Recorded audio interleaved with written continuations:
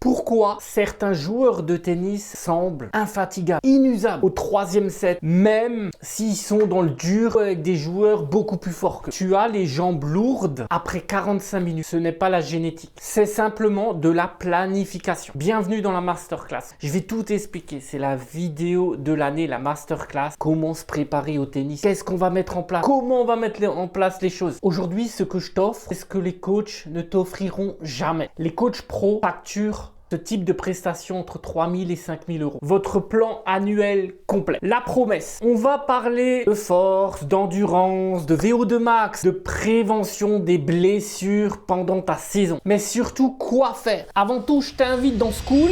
Tu as un challenge pendant 11 jours. Je te prépare à ton prochain match, à ton prochain tournoi. Pendant 11 jours, j'analyse avec toi qu'est-ce qui ne va pas, comment on peut résoudre ce problème grâce à la communauté School et au coaching. Tu as un aspect sur la plateforme et également sur WhatsApp où je t'accompagne à titre privé pour te montrer que je fais, ce que je propose, mes performances. Je suis capable d'aller chercher, on est capable d'aller chercher ensemble grâce aux optimisations rien que pour les matchs. Allez, passons à ce qui nous intéresse. Le foncier, le bloc sur le foncier en pré-saison, qu'est-ce qui se passe? Alors, il y a plusieurs écoles. On va aller dans le vif du sujet très rapidement sur ce bloc de préparation physique sur la pré-saison. Objectif, c'est d'élargir le réservoir de performance. Ça veut dire quoi? L'endurance fondamentale. Pourquoi courir aujourd'hui est inutile pour un tennisman? Bien évidemment, on est sur un travail spécifique au tennis. On n'est pas sur un travail pur foncier. Si tu as zéro cardio, je t'invite à faire 4 à 6 semaines d'un travail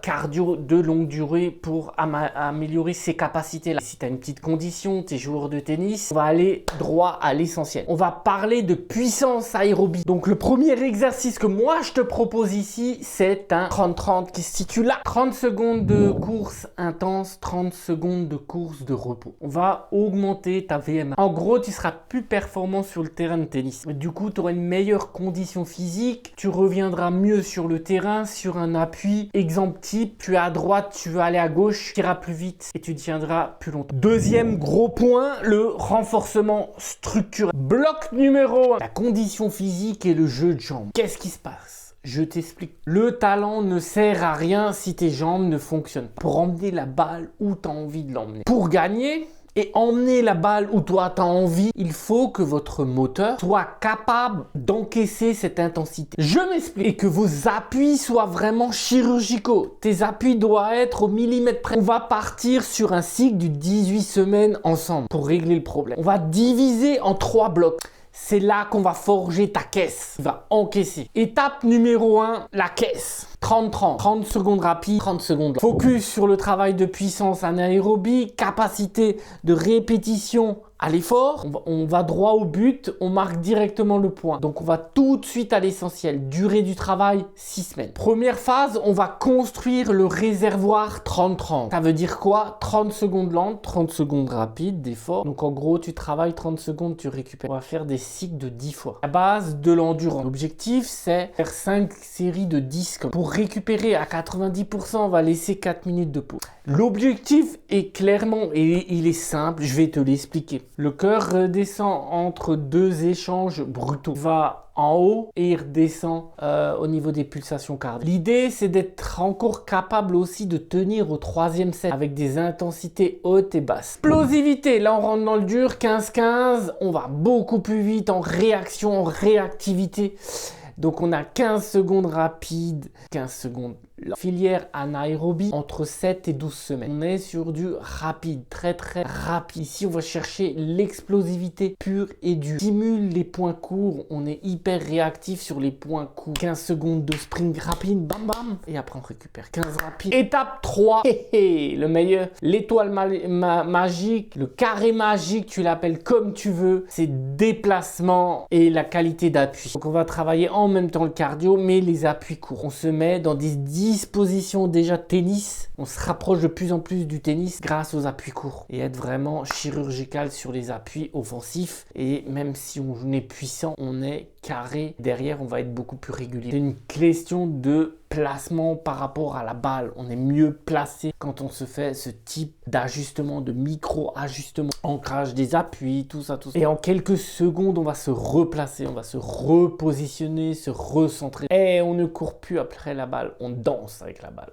On est en équilibre au moment de la frappe. Je travaille le jeu de jambes autour d'un plot également. Principe de l'étoile. Forcément structurel. Qu'est-ce qui se passe? On ne cherche pas l'esthétique, ça il faut le comprendre, mais la solidité, être solide sur un terrain de tennis, c'est être fort mentalement et physiquement. Pour la partie bas du corps, on va être sur un focus genou, cheville, travail proprioception. Le tronc, qu'est-ce qui se passe? J'explique que la puissance d'un coup droit ne vient pas de la rotation de ton bras. Alors c'est bien d'avoir un énorme bras, hein, ça va t'aider bien évidemment, mais c'est pas l'objectif. Là, on va parler d'un travail de gainage dynamique. Qu'est-ce qui se passe? Avec main symbol, la force maximale introduite au travail de force. Ça veut dire quoi? Ça veut dire que tout ce qui est squat, soulevé de terre va beaucoup nous aider dans ce travail maximal au niveau de la puissance, avec un peu de répétition.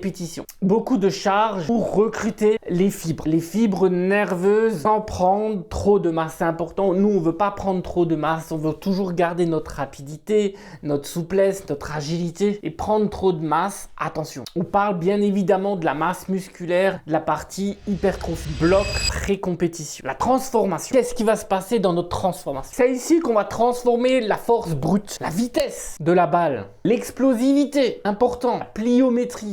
Mais je vais t'expliquer tout ça, on va rentrer plus dans les détails. T'inquiète pas, ça va aller. J'explique. Le cycle d'étirement, détente va beaucoup nous aider, clairement. Comment l'utiliser? Je t'explique. Des sauts jump, des fentes sautées, tout ça, ça va nous aider pour devenir une vraie balle de golf sur le court. Vrai ressort. L'agilité, je t'explique. Le tennis est un sport de micro-ajustement tout le temps en permanence. On ajuste, on corrige, on se remet en question. Quelles sont nos forces, nos faiblesses? Et en vis-à-vis de ça, on gère. On fait des ajustements clairement. Ce que tu peux faire, c'est un travail d'agilité. Ici, travail d'échelle de rythme et exercice. Mais t'inquiète pas, je vais te montrer tout ça. Un vrai shadow tennis. Vitesse, travail de vitesse, réaction de la balle. Tout ça, c'est des éléments qu'on a besoin. Travail des appuis au sol. Très important, la réaction des signaux sonores intéressants et introduit dans ta préparation. Ça veut dire quoi? Signaux de direction, gauche, droite, couleur. Tout ça, ça va être des choses qu'on va utiliser pour améliorer également la réactivité. C'est des signaux qui vont nous aider. Ça va nous permettre de faire quoi? De réduire le temps d'attente entre chaque coup, chaque point, surtout chaque coup. Si on joue 5, 6, 10 échanges, ça va permettre d'être plus réactif sur ces échanges. Entre la lecture de la balle et le départ, au moment où ton cerveau a décidé, waouh, on y va, on va au feu, on va au combat. Tous ces éléments-là vont vraiment nous aider à aller plus vite, à être sur la zone, à revenir plus vite. Bloc 3, c'est le bloc de la compétition, la fraîcheur. L'erreur classique, alors pour moi, c'est vraiment l'erreur chez beaucoup de joueurs de tennis. Arrêter tennis quand les matchs...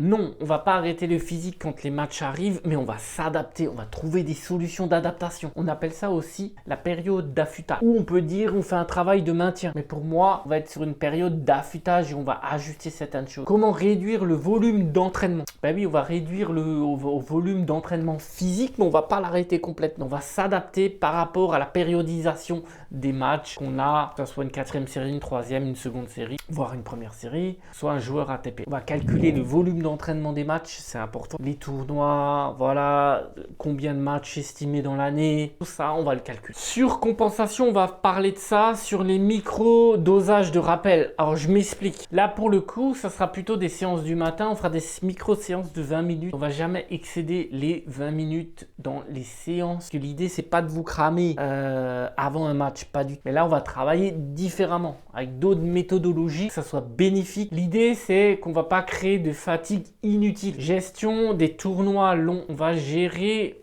ça. Comment on va faire pour ces tournois longs? Qu'est-ce qui se passe? Comment on peut gérer au mieux notre physique pour tout donner en tournoi? Comment bien s'échauffer avant un match? Ça fait partie d'un réveil musculaire. Ça peut faire partie d'un réveil du matin dans le cadre de la préparation. Et ça rentre clairement dans le cadre d'une vraie préparation. Réveil musculaire. Comment on le gère? Latence en 2 tournois, en 2 tours. Qu'est-ce qu'on met en place? Bloc 4, justement, on va parler de la récupération à la science invisible. La récupération, il faut que tu comprennes, c'est comme une séance en fait. C'est une séance. On va récupérer à des traumatismes, à un match, à des tournois durs. On va récupérer pour que ça se passe bien pour toi. On considère que la récupération, c'est comme une séance en fait d'entraînement classique. Ça fait partie de la préparation à part entière.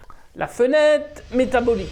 Quand tu manges 30 minutes après ton match, des glucides et des protéines pour reconstruire le glycogène. C'est ça, la vraie fenêtre métabolique de la récupération. Mais évidemment, pour mieux récupérer, le sommeil. Impact des cycles de 90 minutes de la température corporelle. Ça veut dire quoi? Ça veut dire qu'à un moment donné, on va essayer de récupérer aussi grâce au sommeil. C'est un outil puissant de récupération. Donc, on va l'utiliser à titre de récupération. Donc, on va récupérer dans la période de pause, de repos de la nuit. Pour information, entre 7 et 9 heures, c'est bien, plus le match va être intense, c'est bien de récupérer un peu plus longtemps. Approchez vers les 9 heures selon votre métabolisme et selon votre fonctionnement. Analyse critique. Je m'explique. Ça veut dire quoi? Là, on peut faire des bains froids, des bottes aussi au niveau circulation sanguine, mais également de l'arnica, quelque chose que je pratique et ça fait partie du challenge parce que c'est facile à appliquer. Ça coûte pas cher et c'est très facile à appliquer et les retours sont très bons. Sur une huile essentielle. Compresse, automassage, tout ça, rouleau, fait partie de la préparation et finalement de la récupération qu'on va pouvoir faire ensemble. Parce qu'on va récupérer beaucoup plus vite, donc on va pouvoir enchaîner d'autres matchs. Est-ce que ça marche vraiment? En tout cas, je peux vous dire que les résultats sont assez incroyables et il y a plein d'études qui prouvent aujourd'hui que ça fonctionne. La récupération est très importante. À un moment donné, ça passe par la performance. Si on veut être performant, il faut récupérer. Si on ne récupère pas assez, on n'est pas performant en match. Parlons d'un sujet qui m'intéresse, la santé mentale au tennis. Ça fait partie pour moi de la préparation physique. Débrief sur le sujet. Pour évacuer le stress du match et ne pas emmener la fatigue. Et c'est une fatigue nerveuse qu'on parle. C'est important d'être bien mentalement, d'être posé, d'avoir des actes. Je vous remets face à la vidéo sur le mental que j'ai faite. Il y a une vidéo sur le mental qui est faite que je vous mets juste ici. Et vous pouvez regarder les hacks en match pour être bien mentalement également pendant vos matchs. Stratégie d'analyse. La gestion de ton effort. Apprends à marcher entre les points pour faire descendre le rythme cardiaque. Super hack sur l'hydratation. L'eau est un processus important au tennis de récupération. Je le dis, c'est important parce que tu vas pas être performant à un moment donné si tu bois pas. On est composé à 70% d'eau. À un moment donné, on a besoin d'hydratation. Ça, c'est hyper important. L'eau est un protocole précis, un fonctionnement précis. Les électrolytes. Les électrolytes, il y a une vidéo dédiée dans le challenge qui est dans le groupe School. Donc, tu viens dans le groupe School, tu me DM et derrière, moi, je te donne cette vidéo-là. C'est pour les coachés, mais le challenge, il est pour toi. Tu peux le faire gratuitement. Il n'y a pas de souci. C'est du contenu, c'est du coaching. Je te propose pour perfer dans tes premiers matchs. L'eau plus, c'est l'électrolyte pour éviter les crampes au bout de 2 heures. Et surtout, performer. Ne pas être en douleur constante. Si tu as des crampes, c'est désagréable et tu vas être en contre-performance. Alors, pour m'aider, pour aller plus loin dans l'algorithme, abonne-toi, partage et surtout laisse-moi un commentaire. Dis-moi ce que tu as mis en place pour cette année 2026. Quelle est ta structure? Est-ce que tu as structuré un vrai plan? Et comment, dis-moi, quel est ton classement et où tu as envie d'aller cette année si tu as mis une vision de progression? Quel est ton objectif cette année et de quoi as-tu besoin pour progresser aujourd'hui en spécifique pour toi dans ton futur plan d'entraînement physique? Et je prendrai un abonné que j'aime et que j'adore et avec lui, j'ai un plan spécifique pour lui, en tout cas où il a les plus grandes difficultés, où on va pouvoir travailler ensemble et je vais lui faire un contenu d'au moins 30 minutes monté, amélioré sur son point faible.